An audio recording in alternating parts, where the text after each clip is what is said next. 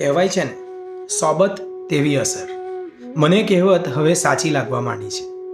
કોઈ ખૂબ ડાહ્યું બાળક માતા પિતાનું કહ્યાગરું, કુટેવોથી દૂર જો કોઈ ખરાબ મિત્રોની સોબતમાં આવી જાય તો તેને માતા પિતા કરતાં વધારે મિત્રોની વાત વહાલી લાગવા માંડે છે.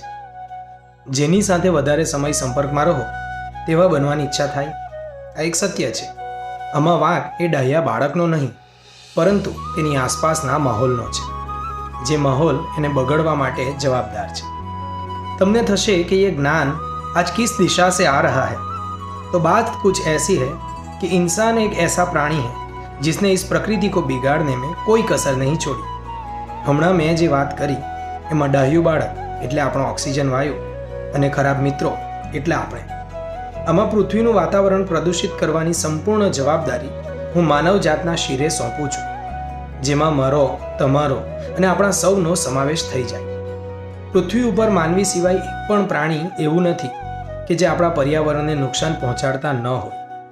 આપણી સુખ સાહેબી માટે દિવસે દિવસે વધતા જતા ઉદ્યોગો, ડિજિટલ ટેકનોલોજી, હાઇબ્રિડ ખેતી, પરિણામ એવું આવ્યું કે આપણો ડાહ્યો ઓક્સિજન આ carbon dioxide, carbon monoxide, nitrogen, propane, helium, neon, xenon જેવા ખરાબ મિત્રોની સોબતને કારણે પોતાની ઓળખ જાળવી રાખવામાં તકલીફ અનુભવે છે.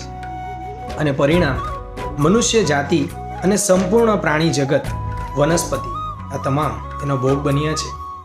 વાહનોના ધુમાડાનું પ્રદૂષણ, ઇન્ડસ્ટ્રીઝના ઝેરી ગેસ, અન્ય કેટલીય પ્રવૃત્તિ જેના કારણે શ્વાસ લેવા પણ અઘરા બની ગયા છે. આ વાત પરથી બે પંક્તિ કહું છું કે વહેતા આ વાયરાના કોઈ ઠેકાણા નથી હોતા. વહેતા આ વાયરાના કોઈ ઠેકાણા નથી હોતા, પોતાને સમજે માનવી એટલા શાણા નથી હોતા. વહેતા આ વાયરાના કોઈ ઠેકાણા નથી હોતા, પોતાને સમજે માનવી એટલા શાણા નથી હોતા.